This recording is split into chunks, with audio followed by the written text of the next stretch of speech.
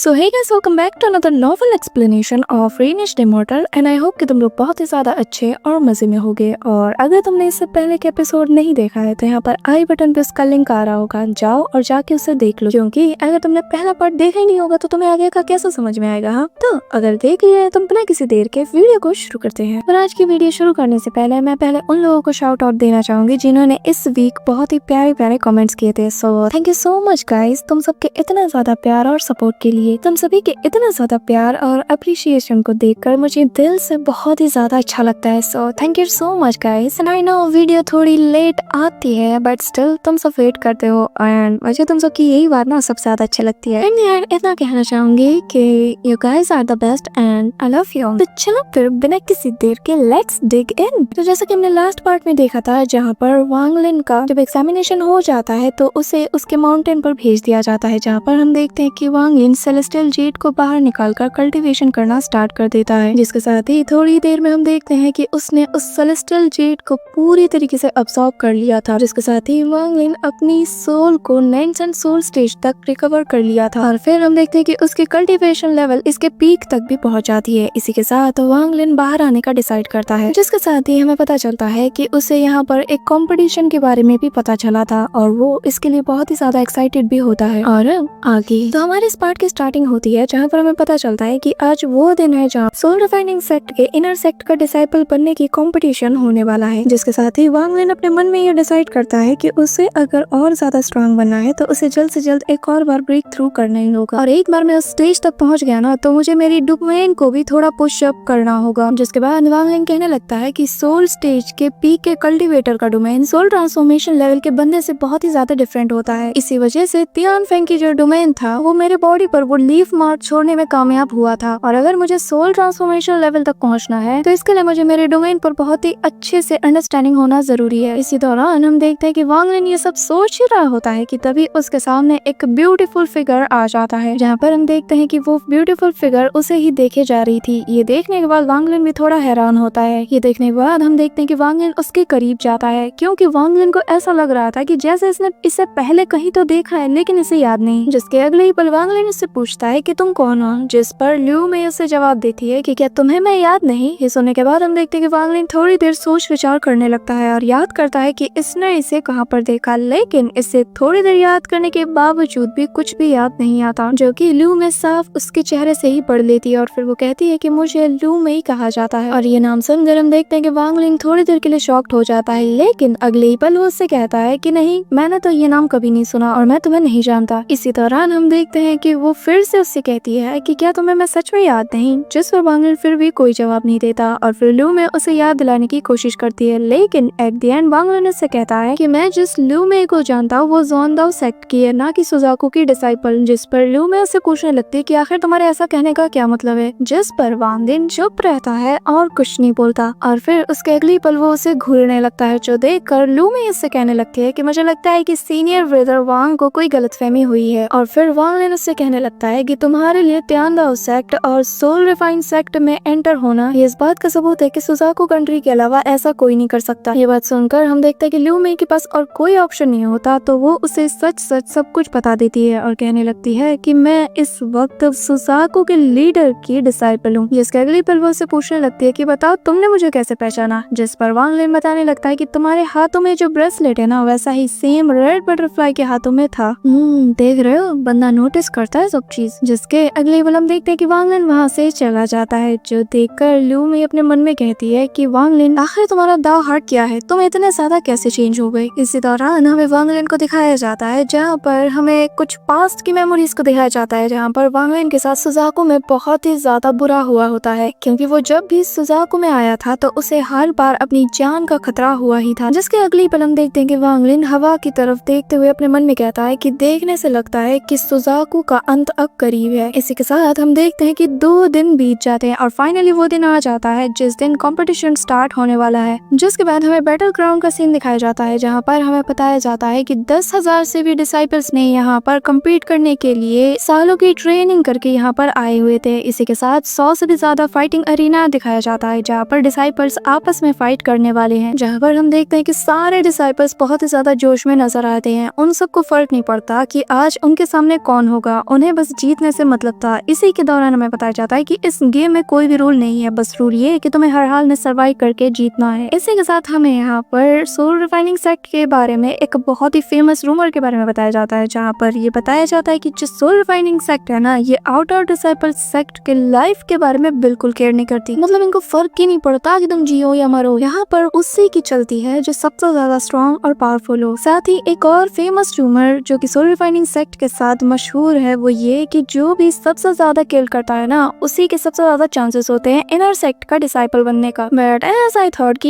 यार तुम अगर सबको मार ही दोगे तो बेसिकली तुम ही एंड तक जिंदा रहोगे। बट यहाँ पर हमें एक और बात बताई जाती है कि कुछ सालों पहले भी एक ऐसा भी आउटर सेक्ट का डिसाइपल था जिसने कि यहाँ पर सबसे ज्यादा कत्लेआम किया था, लेकिन एट द एंड वो जीत तो नहीं पाया। पर हैरानी की बात यह है कि भाई उसे फिर भी सोल रिफाइनिंग सेक्ट के इनर सेक्ट का डिसाइपल बना दिया जाता है। सो यार रूमर ऐसे ही नहीं फैले। And the most important thing कि जब भी ये कंपटीशन होने वाला होता है ना, तो उसके पहले ही ये रूमर्स हर जगह आग की तरह फैला दिया जाता था, जिससे हर बार पिछले बार से ज्यादा कत्लेआम देखने को मिलता था। इसी के साथ हमें बताया जाता है कि यहाँ पर कंपटीशन एंड होने तक बहुत से आउटर सेक्ट के डिसाइपल्स हार जाते हैं, जो कि इसी सेक्ट में रहकर 3 साल बाद होने वाले दोबारा से उस कंपटीशन के लिए प्रिपेयर होना शुरू कर देते हैं, और इसी वजह से इन्हें अब पहले से ज्यादा स्पिरिट स्टोन देना पड़ता था। और यहाँ पर मरने वालों की तादाद कभी भी डिसाइडेड नहीं थी और ना ही कभी किसी ने काउंट किया है, लेकिन यहाँ पर हमें बताया जाता है जो लोग मर जाते हैं ना, तो उनकी सोल 1 मिलियन वाला जो सोल फ्लैग था उसमें जाकर ये अब्सॉर्ब हो जाती थी और कैद होकर रह जाती थी। और इसी फ्लैग की वजह से सोल रिफाइनिंग सेक्ट पहले से ज्यादा हमेशा ताकतवर होता चला जाता था। इसी वजह से वो ज़ोकिज़ी से भी बिल्कुल भी नहीं डरते थे, जो कि फिलहाल करंट सुजाकू का लीडर था। इसी दौरान हमें बताया जाता है कि उस सोल फ्लैग में इतना ज्यादा पावर है कि वो लोग इससे ज़ोकिज़ी को भी रोक सकते हैं। इसी के साथ हमें उसी बैटल एरिना का सीन दिखाया जाता है, जहाँ पर हम देखते हैं कि वहाँ पर जो भी डिसाइपल मर रहा होता है तो उसकी सोल वहाँ अरेना के बीच में जाकर डिसअपीयर हो जाती है। चारों तरफ कत्लेआम मचा होता है। हम देखते हैं कि ये चीज वांग लिन भी नोटिस करता है। इसी दौरान उसकी नजर एक बंदे पर जाती है जो कि इनर सेक्ट का था, जो कि यहाँ पर होने वाले सारे कत्लेआम को जैसे कंट्रोल सा कर रहा था। इसी दौरान उस इनर सेक्ट वाले बंदे की नजर भी वांग लिन पर पड़ जाती है और उसे वांग लिन को देखते ही शक हो जाता है कि ये जरूर मेरी ही टक्कर का होगा, यानी कि जरूर ये कोर फॉर्मेशन के लेवल तक तो होगा ही। और एक आउटर सेक्ट के डिसाइपल होने के नाते ये बात बहुत ही ज्यादा रेयर है, जो चीज वो बंदा समझ जाता है। अब यहाँ पर तुम इससे पहले की पूछो कि वांग लिन का लेवल तो लैंड्स एंड सोल लेवल के लेट स्टेज के पीक पर थी, तो आखिर उसकी पावर ऐसे डिक्रीज कैसे हुई? तो मैं बता दूं कि यहाँ पर वांग लिन ने स्पेशली इस कंपटीशन में एंटर होने के लिए अपनी कल्टीवेशन को बस हाइड किया है। इसी के अगले ही पल हम देखते हैं कि वो बंदा वांग लिन से कहता है कि नंबर 8972। हम देखते हैं कि वो अपनी बात खत्म ही कर रहा होता है कि तभी एक और डिसाइपल वहाँ पर आ जाता है और जो आते साथ ही वांग लिन पर फायरवॉल से अटैक करना शुरू कर देता है। ये देखकर वांग लिन समझ जाता है कि इसमें ज्यादा दम नहीं। इसके अगली पल हम देखते हैं कि वांग लिन जंग करते हुए एरेना के अंदर आ जाता है, जिससे वो बंदा बुरी तरीके से कांप जाता है। पर हम देखते हैं कि वांग लिन उसे जान से नहीं मारता, क्योंकि उसकी कल्टीवेशन लेवल इस बंदे से बहुत ही ज्यादा हायर थी और उसके लिए ऐसे जूनियर को मारना किसी शर्मनाक हरकत से कम नहीं। हम देखते हैं कि ऐसे ही बहुत सा टाइम गुजर जाता है और हमें बताया जाता है कि अब बस 50% लोग ही वहाँ पर बचे हैं और जो लोग थक कर हार मान जाते हैं तो उन्हें लोग जान से नहीं मारते और जो लोग इंजर्ड हो गए थे वो लोग भी बच जाते हैं। इसी दौरान हमें 4 लोगों को दिखाया जाता है जिन्होंने इस पूरे कंपटीशन में सभी पर अटैक किया था और जो कि बहुत ही अच्छी फाइट कर रहे थे। इसी दौरान इन 4 लोगों में से हमें एक पर्सन को दिखाया जाता है जो कि एक ओल्ड मैन होता है और जिसके ग्रे हेयर्स होते हैं और उसकी जो एबिलिटी है ना वो काफी ज्यादा इंसेन है। मतलब लिटरली वो बस किसी को भी कह दे डाइवर्ट तो उससे ना सामने वाला लिटरली इमीडिएटली मारा जाता है, क्योंकि इस बंदे के पास डेथ स्पेल नाम की एक एबिलिटी है। इसी के साथ हमें बताया जाता है कि इस इंसान का नाम सीमा था और इसके पास ये एबिलिटी थी कि जैसे ही ये किसी के फिंगर की तरफ अपना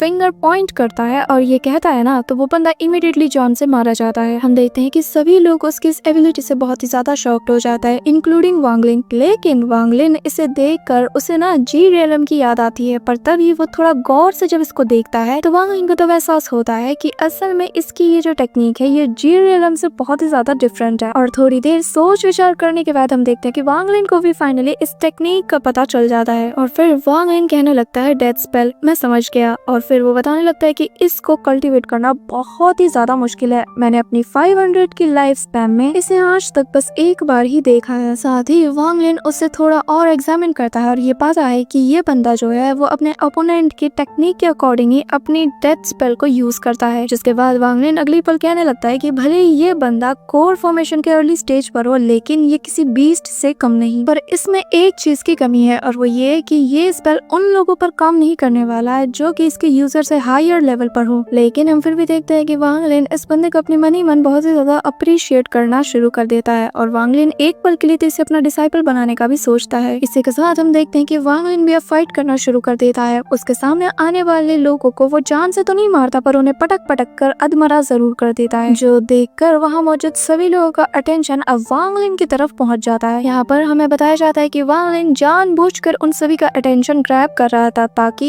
जब वो ये कंपटीशन जीत जाए और इनर सेक्ट का मेंबर बन जाए तो किसी को भी स्ट्रेंज ना लगे कि वो कोई ऐसा ही नॉर्मल सा डिसाइपल है जो मुंह उठाकर यहाँ पर आ गया। साथ ही वो लू मई के बारे में सोचता है और कहने लगता है कि भले ही लू मई यहाँ पर इस कंपटीशन में ना हो, लेकिन मैं जानता हूँ कि वो कोई ना कोई ऐसा जुगाड़ लगा लेगी कि वो किसी न किसी तरीके से सेक्ट के अंदर पहुंची जाएगी। इसी के साथ हम देखते हैं कि 7 दिन गुजर जाते हैं और अब उन 100 डिसाइपल्स में से बस 4 लोग ही बचे थे और अब वो दिन भी आ जाता है जिनमें से एक के साथ वांग लिन का आज मुकाबला होना है। इसी दौरान जो बैटल का इंचार्ज होता है वो कहने लगता है कि चलो बैटल को शुरू किया जाए। सरप्राइजिंगली वांग लिन का मुकाबला 743 केव वाले बंदे से हो जाता है और हम देखते हैं कि वो बंदा हंसते हुए अपने केव से बाहर आता है और वांग लिन को देखने के साथ ही वो कहने लगता है आई गिव अप, जिसके अगली पल वो बंदा अपने बैटल एरिना से बाहर चला जाता है। यहाँ पर हमें दिखाया जाता है कि वो बंदा अपने मन में सोचता है कि वांग लिन चाहे ना तो मुझे अभी यूं ही मार सकता है, क्योंकि जो रिस्ट्रिक्शन इसने मुझ पे उस केव के अंदर किया था उसका असर मुझ पर अभी भी है और अगर ये चाहे तो चुटकियों में मुझे यहाँ पर जान से मार दे। और जैसे ही वो बंदा एरिना से नीचे उतर जाता है हम देखते हैं कि वांग लिन भी वहाँ से जाने लगता है, जो देखकर उस मैच का इंचार्ज वो कल्टिवेटर वहाँ पर बहुत ही ज्यादा हैरान हो जाता है। लेकिन इसी के साथ वो अगली फाइट को भी स्टार्ट करवा देता है। इसी के साथ दूसरा बैटल की स्टार्ट होती है जहाँ पर हम देखते हैं कि नेक्स्ट कंपटीशन अब उस डेथ स्पेल वाले और एक दूसरे बंदे के बीच होता है, जहाँ पर वो डेथ स्पेल वाला बंदा इमीडिएटली उस बंदे को हरा देता है। लेकिन हम देखते हैं कि इसी दौरान जैसे ही वो उससे जान से मारने ही वाला होता है इनर सेक्ट से एक ग्रीन कलर की लाइट आकर उस बंदे को बचा लेती है। इसी के साथ ही हम देखते हैं कि 4 लोगों में से अब बस 2 ही लोग बचे थे, फर्स्ट वांग लिन और दूसरा वो डेथ स्पेल वाला बंदा। इसी के साथ ही हमें बताया जाता है कि ये जो सीमा नाम का बंदा है इसने यहाँ पर इसी दिन के लिए अपने स्पेल को सीखा था और अब इसी के साथ नेक्स्ट डे में वांग लिन वर्सेस इसकी फाइट होने वाली है। जिसके बाद हमें ये भी बताया जाता है कि सीमा के मास्टर ने उसे बताया था कि तुम्हारी जो स्पेल वाली टेक्निक है ये बहुत ही ज्यादा कमाल की है, साथ ही अगर उसे वो सोल फ्लैग भी मिल जाता है ना तो फिर इनके लेवल का कोई ठिकाना ही नहीं रहेगा, क्योंकि अगर सीमा अपने डेथ स्पेल और इस सोल फ्लैग को एक ही साथ प्रैक्टिस करता है ना तो इसकी पावर लेजेंडरी जी रियलम तक पहुंच जाएगी। इसी के साथ हमें इसके टीचर के बारे में बताया जाता है जहाँ पर उसके टीचर के पास ये जो डेथ स्पेल था ना तो इसका लेवल इतना ज्यादा था कि वो किसी नेंजन सोल लेवल के कल्टीवेटर को भी बस डाइवर्ट कहकर जान से मार सकता है और बस कुछ ही गिने चुने सोल फॉर्मेशन के लोग थे जो कि उनके हाथ से जिंदा वापस गए हों। इसी के साथ हमें आगे बताया जाता है कि उसका मास्टर बहुत ही ज्यादा पावरफुल है। इसी के साथ हमें यहाँ पर यह भी बताया जाता है कि ये जो डेथ स्पेल है ना तो ऐसे रूमर्स में कहा जाता है कि ये जो डेथ स्पेल है ये एंशिएंट कल्टीवेशन वर्ल्ड से आया है और जिसे कि एंशिएंट जी रियलम का कॉपी वर्जन भी कहा जाता है। लेकिन हमें यहाँ पर यह बताया जाता है कि ये जी रियलम के जितना पावरफुल नहीं है, लेकिन अगर इससे इसके पीक फॉर्म तक कल्टीवेट किया जाए ना तो इसकी पावर जी रियलम वर्जन के एक छोटे से हिस्से के जितनी हो जाएगी। तो अंदाजा लगाओ कि जी रियलम का वर्जन वाला कितना ज्यादा पावरफुल होगा। इसी के साथ हम देखते हैं कि सीमा ये सारी बातें अपने मन में कर रहा होता है और जिसे कि ये सारी बात उसके मास्टर ने बताई होती है। देखने से लगता है कि आने वाले एपिसोड्स में हमें इसका मास्टर दिखाया जाएगा, तभी उसके बारे में यहाँ पर इतनी ज्यादा बातचीत हो रही है। इसी के साथ हमें फाइनली वो दिन दिखाया जाता है जहाँ पर वांग लिन वर्सेस सीमा की फाइट होने वाली होती है। जैसे ही वो दोनों बैटल एरिना में एंटर होते हैं हमें दिखाया जाता है कि एंटर होते साथ ही सीमा वांग लिन को यहाँ पर कोई भी थ्रेट नहीं मानता, क्योंकि उसकी नजर में ये तो बहुत ही ज्यादा वीक है। और हम देखते हैं कि वो इमीडिएटली वांग लिन की तरफ अपनी फिंगर को पॉइंट करते हुए कहता है डाइवर्ट। ये कहते साथ ही हम देखते हैं कि वांग लिन के ऊपर उसका डोमेन जाकर शिफ्ट हो जाता है। इसी के साथ हमें यहाँ पर बताया जाता है कि ये जो डेथ स्पेल है इसे एंशिएंट रियलम कल्टीवेशन वर्ल्ड के कल्टीवेटर्स ने जी रियलम वर्ल्ड पर स्टडी करके बनाया था, क्योंकि जो जी रियलम का डेथ स्पेल था उसे स्टडी करना बहुत ही ज्यादा मुश्किल था, इसीलिए इन लोगों ने इसका कॉपीड वर्जन निकाला जो कि इससे कहीं ज्यादा इजी है। इसी के साथ हमें यहाँ पर यह भी बताया जाता है कि स्पेल को यूज करने के लिए उस कल्टीवेटर को एक भारी कीमत चुकानी पड़ती है, क्योंकि हमें यहाँ पर बताया जाता है कि इस स्पेल को अचीव करने के लिए तुम्हें 3 ऑरा की जरूरत पड़ती है, जिनमें से 2 को जैसे ही तुम अचीव कर लोगे तो उनके फ्यूजन से ही 3rd ऑरा भी बन जाता है और फिर जैसे ही वो 3 ऑरा को पा लेता है उसे एक ऐसे ट्रायल पर जाना पड़ता है जिसमें से बचकर आने के बस 10% ही चांसेस होते हैं, और जो भी इस ट्रायल से वापस आ जाता है तो वो बंदा इस स्पेल को फाइनली अचीव कर लेता है। लेकिन इससे हर दिन एक इंटेंस अमाउंट में पेन भी झेलना पड़ता है और इस ट्रायल को उसे हर 3 साल में एक बार करना पड़ता था। एंड फ्रॉम दैट तुम समझ ही सकते हो कि क्यों कहा जाता है कि तुम्हें इसे पाने के लिए एक भारी कीमत चुकानी पड़ती है। So that's it for today guys. I hope कि तुम लोग को आज की ये वीडियो बहुत ही ज्यादा पसंद आई होगी, और अब नेक्स्ट वीडियो आएगी 2 दिन बाद। तो वीडियो को अभी से फटाफट से लाइक करके चैनल को सब्सक्राइब कर लो और बेल आइकन को ऑल पर सेट कर दो। और अगर तुम लोग चाहो तो मुझे इंस्टाग्राम पे भी फॉलो कर सकते हो, लिंक इन बिलो। तो मिलते हैं नेक्स्ट वीडियो में, तब तक के लिए